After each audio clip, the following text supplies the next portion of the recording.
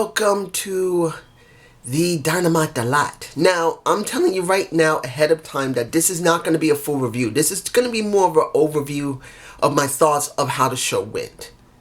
Because I'm still working on booking the wrestler, and I will be uploading another video today. Because this is being done in the morning, and I am still working on several more episodes of booking the wrestler. It's really hard to try and focus on two things at once, so I'm just going to do a quick review of this and go back to working on booking the wrestler, because I still want to try and get as much of this done just to know that I can do it. I hope you guys are okay with that. Now, this show. Seeing that this show, compared to how WWE has been on this Monday, is much more active. Now, the opening of the show, I'll say this, when it comes to Top Flight and the Martin brothers, they got potential. One is 21, one is 19. They both have a lot of room to grow, so I do believe they will become better with time. Sorry, I'm a little congested. I'll say that the match was good, and seeing Chris still able to go in the ring at the age of, I think, 51 now, 50 to 51 almost. I know a lot of people will say Chris just does not look good in the ring, but actually, for a guy of his age, he's actually doing pretty damn well, just like Dustin's doing. They both still can go pretty well. And seeing that MJF did get the pin, just more iterates to me, if I'm pronouncing it correctly, that he is going to be the one who's going to control Inner Circle eventually, due to the fact of what he did with Santana Ortiz later in the night. And he talks to Santana saying, look, I know you lost somebody. I know that hurts because I lost my grandfather. I'm here for you. And it is obvious that he's trying to manipulate these guys to gain control of Inner Circle. But he's doing a damn good job. I love it. That just shows how good MJF is. He is such a good heel. Now, the Sting segment, I really didn't feel fulfilled here, because we still don't know what's going on. Taz comes out again, trying to, well, Taz is happy to see him, but then he's saying, what the hell you doing here? And you're sticking your nose in my business. I got 4 hungry guys here that's going to whoop your ass. And we're going to go whoop them. And you see Darby Allin in the rafters. Lights go out, comes back on. Darby's next to Sting, where he's got a skateboard and Sting has a bat. I just don't feel fulfilled.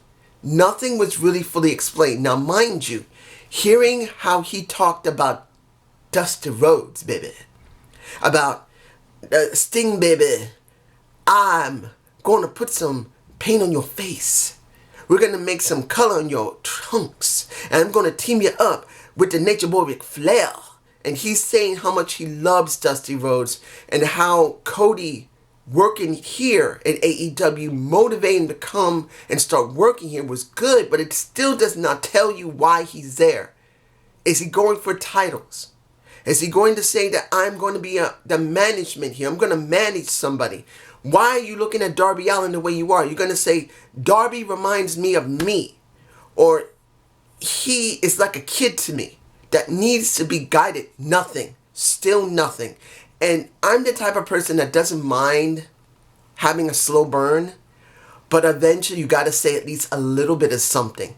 Yes, he did say one of the reasons why he was there was because Cody and how much he loves Dusty. But it doesn't feel like it was enough. It needed a little more. And Taz did not need to come out. I'm sorry. I love me Taz. Taz is one of the best talkers, but he did not need to come out. It didn't make sense for him to come out. But I will say Ricky Starks did sound pretty good. And seeing Brian Cage pissed off and say, I don't need to wait until January 6th. Let me add his ass now. That was also not too bad. But still, they didn't need to come out. And Sting needed to say something a little bit more about what his role at AEW is, not just his motivation to come to AEW.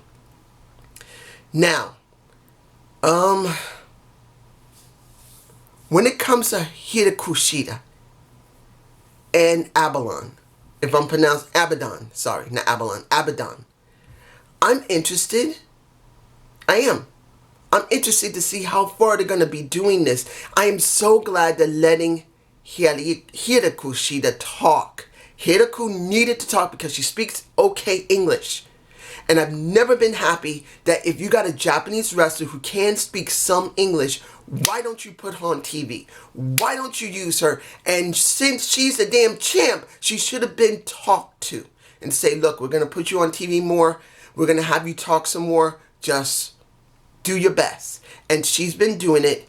And what is this girl's name? The girl was named Alex Grandi, I believe that's her name. She didn't look too bad. And the match was okay. But this was about Abaddon and about Hiraku Shida just going at it. So that wasn't bad either. Particularly that Hiraku had the chance to speak.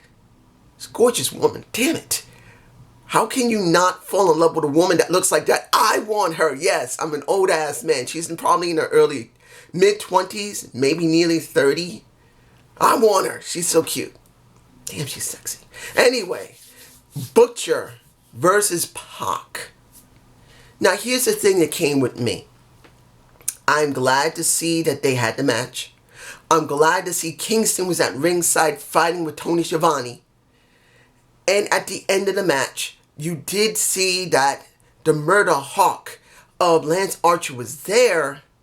But then there's a problem with murder hawk Lance Archer. That this is all because of the match at the beginning of the year that Kingston was not thrown out. He didn't lose. And it just feels like it's lacking.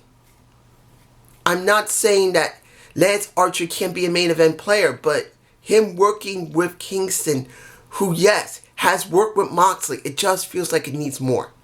And it still didn't really feel right that Pac, I'm not calling him Pac, I'm calling him Pac, baby. His name is Pac, at least for me. It looks like he has an issue with Lance Archer.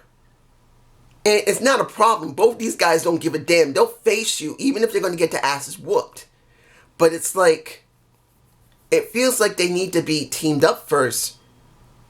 Or at least they got to team up. Or join one another before anything else. Unless this is a love-hate relationship. I don't know. Dustin against Evil Uno. Now, I could talk about the six-man tag. I don't need to. I don't really want to talk about the six-man tag other than Luchasaurus' money. And I think one day he's got to be on his own. Luchasaurus is money. But Marco Stunt is a joke. I'm not saying the guy doesn't have talent, but it just, they made the emphasis more on him. So I'm skipping the six-man tag. But seeing that Evil Uno's trying his hardest to get Dustin to join Dark Order is a question. Where are they going? And then Lee Johnson. You never know. He could be my mom's ex-husband's grandson, as far as I know. Weird, yeah? But, it's kind of strange seeing that they're doing something with Lance Archer, but QT Marshall's been put to the wayside. And they were doing something with him. I'm not complaining. It's good to see Lee Johnson. And I'm hoping they will do more with him and show him if he can talk or not. But the question is where they're going. Spears. Sean Spears. Where they going with Sean Spears? I want to see where they're going with Sean Spears. I want this from Sean Spears. His talk about how he was screwed in WWE was good. And how he's been spending the last 18 months doing absolutely nothing. And he's angry. And after talking with Tony Schiavone and him being told, could it be you that's the issue? And he says, what is this shit? You suck. Who the hell do you think you are? I really want to see where they're going to go with him in the next year. Because they really haven't done much with him. Now, either he just couldn't come to the show due to COVID, or that he easily, they've not had anything for him, has been a travesty in my personal opinion. The guy has incredible talent. I just feel like he could be doing a lot more. And finally, the Bucks versus the Acclaimed. You see the shot of the Acclaimed. That rap, the rap video was not good. The guy who's doing the rap, I don't remember his name still. He sounds like he's awkward. Now, maybe he's doing this on purpose to sound awkward, but he sounds awkward while he's rapping. I'm sorry. And then before they did the match, it's the same thing. As he's rapping, he sounds awkward. He doesn't sound like he's assertive or aggressive. He sounds awkward. It could be me. You guys tell me below. The match was quite good until the finish. You used the doomsday device of the Road Warriors. And I believe it's the Road Warriors, unless it's Demolition. I believe it's the Road Warriors. Yeah, it's the Road Warriors. And they don't end the match there. I'm sorry. I truly believe they should have ended the match either with being the Elite's ultimate move or the Doomsday device. If they used the Doomsday device, it would have been a nice homage to the Road Warriors, Legion of Doom. But they used it. The guy kicks out. I don't agree with it. That was one of the most toughest moves to pull off. And you just use it as an added extra. And sometimes you need to use someone else's move as an homage. And let it get pinned, and there's nothing wrong with that. I just don't agree with it. Was this a good show? Yeah, it was good. Admittedly, there was a lot more content to digest in 2 hours than you normally do. Particularly, it was after the end. You know, I'm not watching the NBA anymore. It was a good match. It was a good show they had. And I wasn't surprised the Celtics won. But nearly 10 o'clock. No, actually it was 10 o'clock. It was a lot. That's why this is being done now. They could have maybe aired it today. But it was a good show. I'm saying this for Dynamite. And the Celtics winning wasn't bad either. Have a good day. Have a good night. And you will be seeing later today that Booking the Wrestler will be uploaded. Say maybe 4 o'clock. Or 5, maybe, I'm not exactly sure. I usually want to do a schedule around the afternoon, but with this going up, I still got to work on the video. Videos. I still got maybe 4 more videos to do, if I can do them. I hope you've been enjoying them. Peace.